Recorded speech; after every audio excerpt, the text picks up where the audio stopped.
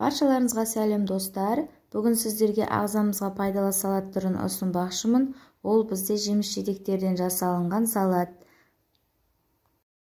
Біздің салаттарымыздың құрамында алма, мандарин, жүзім, киви, банан және де йогурт қажет болады.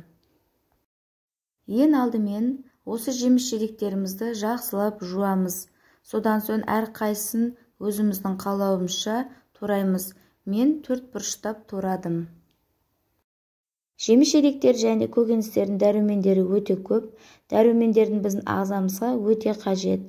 Жеміс-жидектердің күнделікті өз мөлшерінде тұтынсақ, денсаулықтарымызға да едәуір пайдасы болады. Мен жеміс-жидектерді жегенді жақсы көрем, себебі олар маған күш-қуат береді. Мен негізінде алма жемісін жақсы көремін. Онда С витамині бар, ол жақсы иммунитетті көтереді. Негізінде банан және де киви, мандарин, басқа да түрлі жеміс-жидектерді күндізгі уақытта жеген абзал. Сонымен қатар, үй жағдайында осы жеміс-жидектерден әртүрлі сусындарды дайындауға болады. Келесі видеомда сіздерге жасап көрсететін боламын. Менің каналыма тіркелуді ұмытпаңыздар. Осымен бізге ағзамызға пайдалы жеміс-жидектер салаты дайын болды.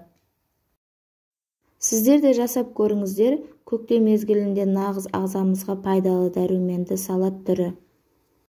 Қонақ келгенде дастарханыңызға қойсаңыз болады. Назарларыңызға рахмет, барлықтарыңызға ас болсын.